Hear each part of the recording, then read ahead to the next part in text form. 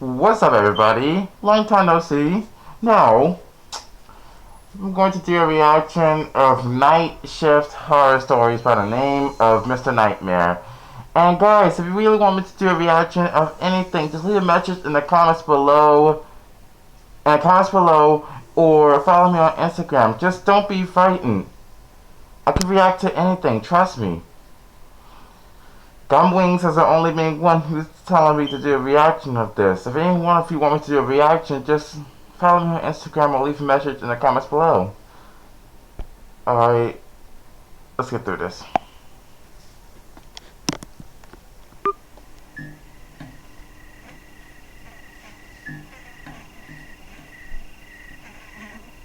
Trent Sawyer. Wait, he's a Sawyer? I got a job as a police officer a few months ago. For my first year or so, I'm expected to work the overnight shifts and do 3 12-hour shifts a week. It's totally brutal, especially given that the worst things happen at night. It's only my 3rd month on the job, and I already have a nightmarish story to tell. I was patrolling around my designated route, 2 or 3 in the morning, absolutely no cars to be seen on the road at all. Most of my route was dark since there was a lot of forest in our town.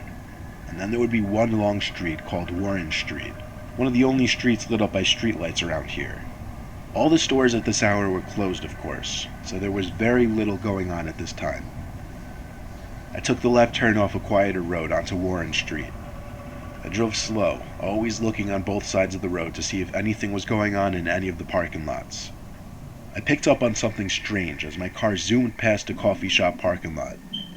I brought the car to a halt with a heavy stomp on the brakes, and brought it to a reverse until I got back to the parking lot. I rolled down my window and stuck my head out to confirm my eyes weren't playing tricks on me. The lights in the coffee shop were on, which was beyond bizarre. The shop always closed at 6 p.m. on weekdays. I knew because I was a frequent there and I knew the owner personally. I pulled up to the curb and figured I'd go check the door. Wouldn't you know it, the door was unlocked. I pushed the heavy glass door open and stepped into the shop, calling the owner's name. Something about my voice echoing into an empty coffee shop at 3 in the morning was freaky as hell. It gave me shivers just wondering why the lights were on. I kept calling the owner's name until I heard a sound come from the basement. I didn't even know there was a basement until that day. Here we go again. I found a door that led downstairs to a dark abyss. You criminals just I never unholstered learn. the flashlight on my this? belt and aimed it down the stairs. Just stop breaking the I knew law. deep down it Why was you... my job to go down there and investigate, even though I was really afraid to.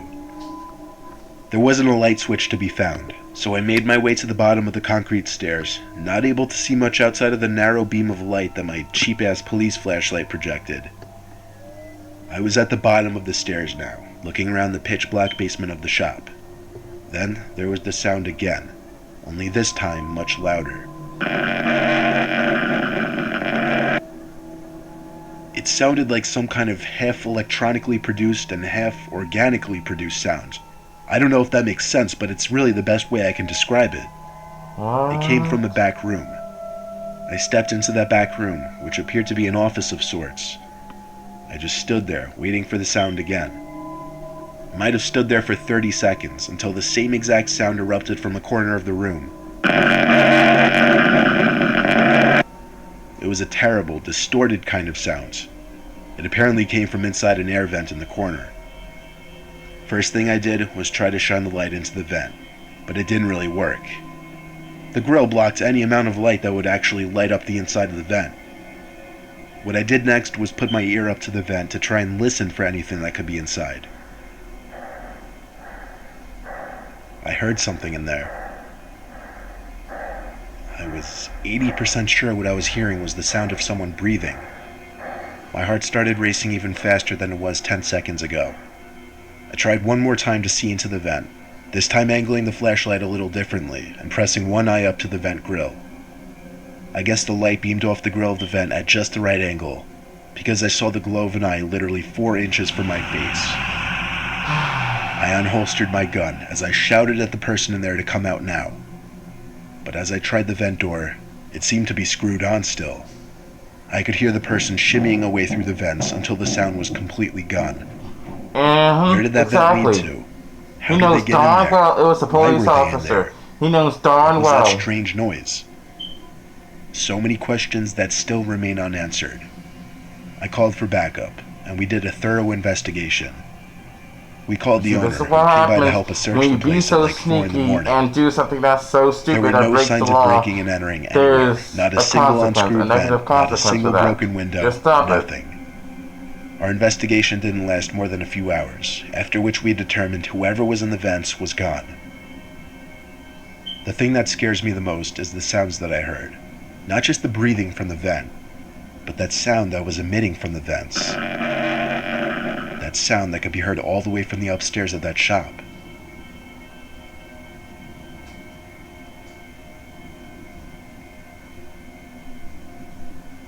I used to work at a gas station off some rural highway in Ohio. It was a 24-hour gas station. I usually worked from 8 p.m. to 4 a.m. The shift always started busy. Lots of people on road trips coming in for coffee and snacks, filling up gas obviously, and usually around 11 to 12 it would really quiet down. There would still be some people coming in, but once 1 or 2 a.m. hit, it was usually dead until the I end didn't of my take your shift. call.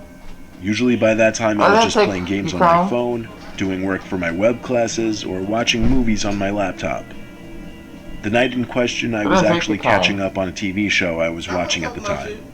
The road was completely dead at this hour. You could expect to see maybe one car pass by every 5 minutes, and maybe one car came into the lot every 20 minutes to a half hour. The headlights of a car suddenly glared through the window briefly as a car turned into the gas station lot and pulled up to one of the pumps. The car turned off, and so did the lights.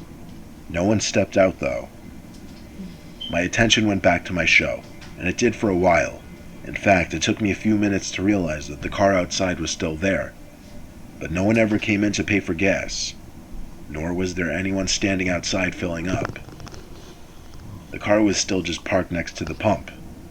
It was a bit sketchy, but then again, maybe they were texting or on a call or counting money. No, they're not counting money, and Finally, they're not I heard a car texting. door shut outside. They're up to something. I paused my show, expecting them to come inside, but the guy just stood by his car. Stop It it. looked like he was facing down at first, but when I squinted my eyes a little, I saw he was actually looking at me. He finally came over to the door and came inside. The bell of the door rang as some guy with his hood up walked right past the counter. He gave an ever so slight side glance to me. I could see just one of his eyes for a short second before he turned away and walked to the back section of the store by the snacks. I couldn't see or hear him while he was back there. He seemed to be back there for a while. I called out, "Do you need help, sir?" Not even the slightest sound in response. Just as I was about to come out from around the counter, the man came out from the corner and slowly walked back outside, not looking at me once. He went back to the pump, opened his passenger side door, and seemed to be digging in his car for something. Then he shut the door and looked at me again. He's up to Regardless of the something. distance and glass between us, I knew he was looking at me. He lifted his arms and seemed to begin waving me over. I didn't know what to do, but everything about this situation and this man were freaking me the hell out. He started walking very quickly over to the door, still waving his arms and hands at me. He put one hand in his pocket Because he's up to while something. waving with He's the other literally, still. up to It something. looked like he was reaching for something. I ran around from the counter and to the door so I could lock it. I managed to with only 3 seconds to spare before he tried pulling it open. This was the first time I could see his face as he looked at me and I looked at him. I noticed his hand in his pocket, holding what I was sure was the handle of a blade. I shut the blinds to the windows as I told him we're closed. He still stood there though. You have a I tried to weapon. put it out of my mind, but I couldn't because he started knocking on the glass.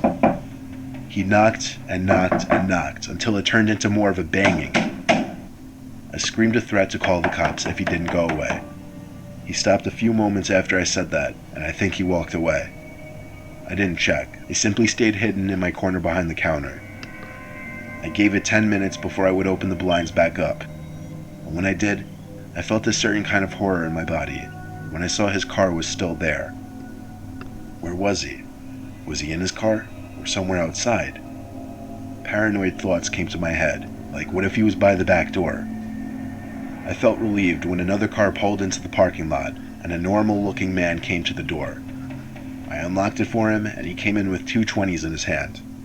I told him to be careful of that other car, and then we got into a long conversation about what just happened. During the conversation, the other car turned on and finally drove off. The man and I both laughed Because about he it. must have figured When the out guy that who you was worked after probably me calling the finally came in police or at 4 something. a.m., I was not laughing. My whole drive home, I was still shaking, thinking $100? about what happened. Nothing that strange ever happened again throughout the rest of my time at that gas station.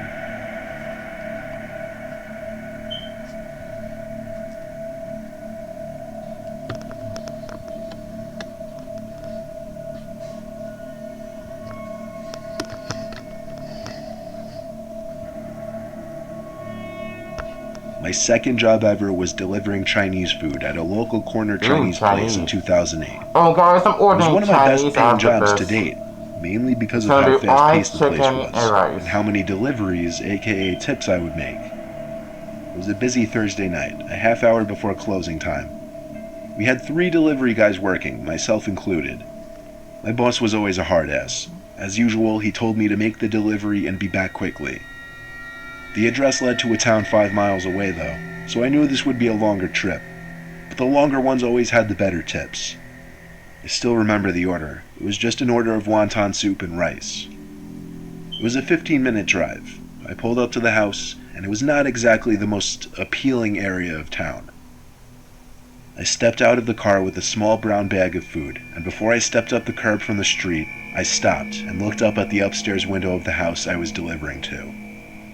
There was half of someone's face peeking at me, and by half I mean I could just see someone's eyes and the top of their nose, as if they were trying to hide. Oh, I can see somebody in the window. I can see it. It That's didn't why look I like some zoomed kid, in it looked like a to the grown man. window. All I could do was continue walking to the Somebody in door. that window.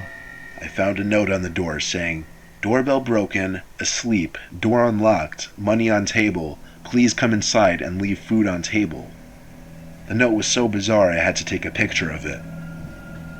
You know how they say red flags can go off in your head in a split second? Well, that's exactly what I was feeling. I stepped back a few feet to look up at the window again. The person wasn't at the window anymore. I knew they weren't asleep, so why would they leave a note like this? Face gone. I tried to rationalize. Maybe it's a really socially awkward person who prefers not to engage with a delivery person. I slowly turned the knob, and yes, the door was unlocked. There was no light at all in there.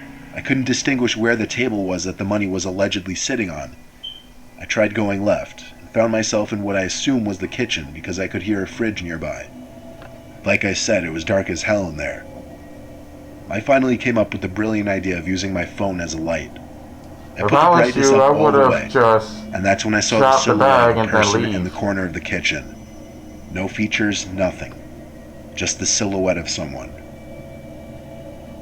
At that moment, I dropped the bag of food on the floor and walked out the front door back to my car. I never looked back at that sketchy-ass house, nor did I ever go back to that sketchy-ass part of town. My boss was pissed even after I explained it to him, but that's just how he is. I did another delivery that night and went home, and couldn't sleep all night thinking about what could have happened in that house, had I actually gone up to that table.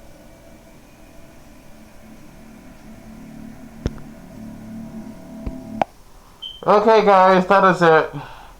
And follow me on Instagram. My profile on Instagram is Arkham Asylum 2.0. And sorry for the interruption. And subscribe to my channel, leave a like, view, and leave a message in the comments below what you want me to do a reaction of. And I'll see you soon.